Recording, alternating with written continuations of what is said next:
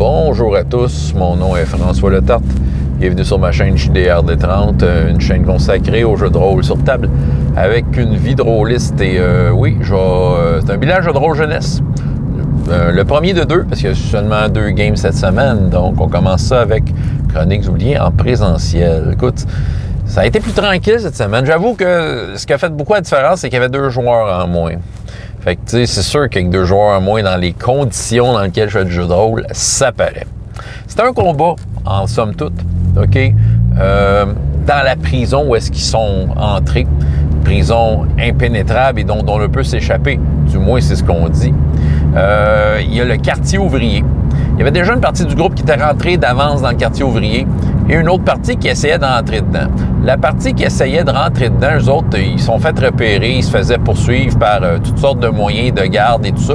Et à l'intérieur des murs du quartier ouvrier, il y avait aussi un déploiement de gardes et de soldats qui étaient prêts à les recevoir, tu sais. Bref, ils foutent la merde dans la prison.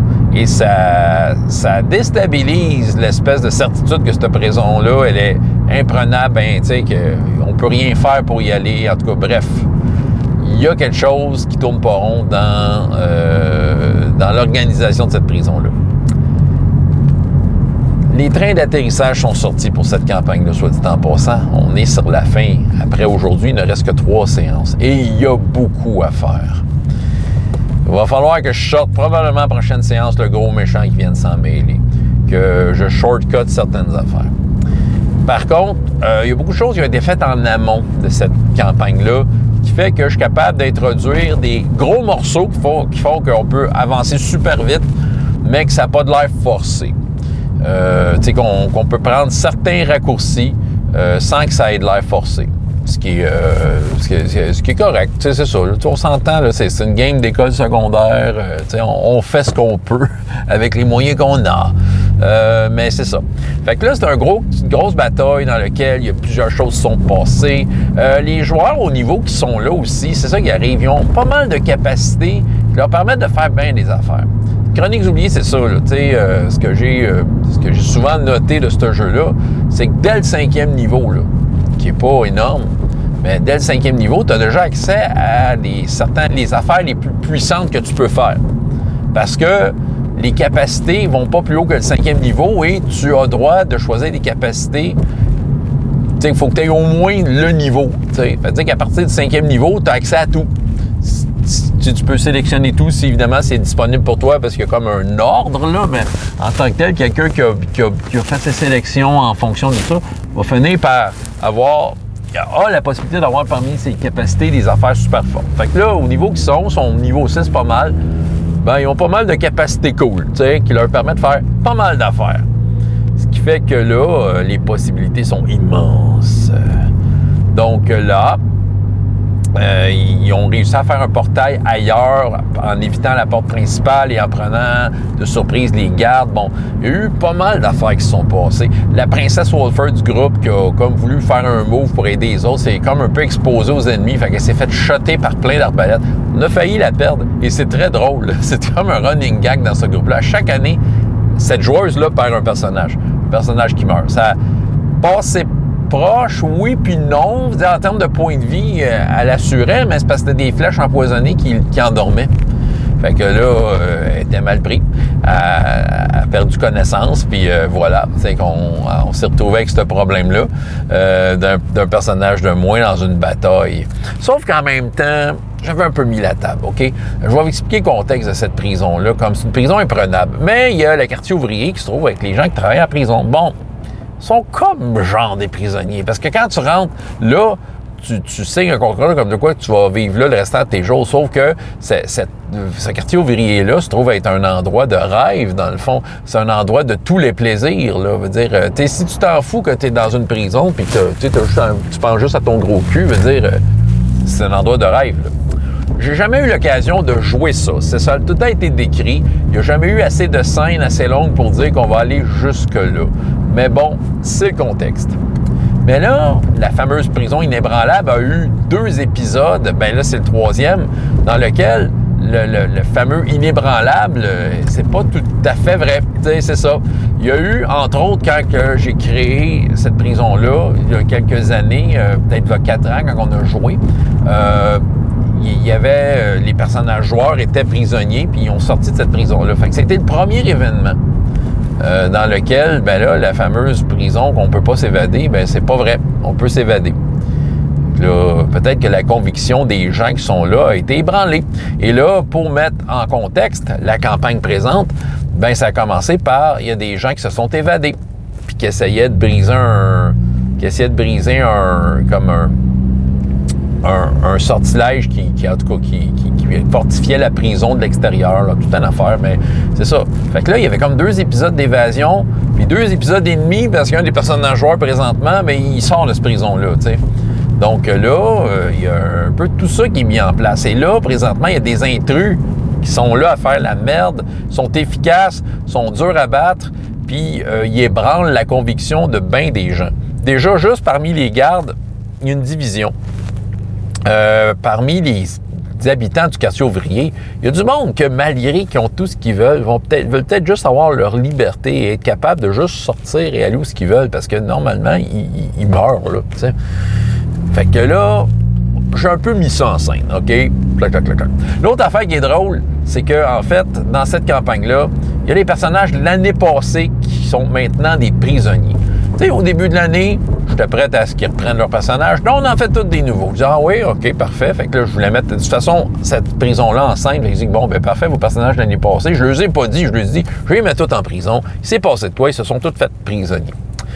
Dans séances précédentes, ils ont rencontré un des personnages qui était le Minotaure, chevalier de la mort de l'année passée, mais qui avait plus d'yeux, parce qu'il avait perdu son visage, mais il y avait comme des coutures à la place pour qui permettaient de voir, une affaire bizarre. Puis c'est ça. Fait que, déjà, 1 sur les 8, ils l'ont rencontré. Puis le personnage joueur qui s'est rajouté, lui, qui sortait de la prison, lui, dans le fond,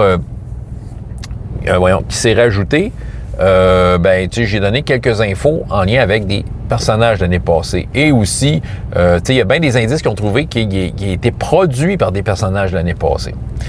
Fait que là, pendant la game d'aujourd'hui, c'est très drôle, surtout quand la Wolfer est tombée évanouie.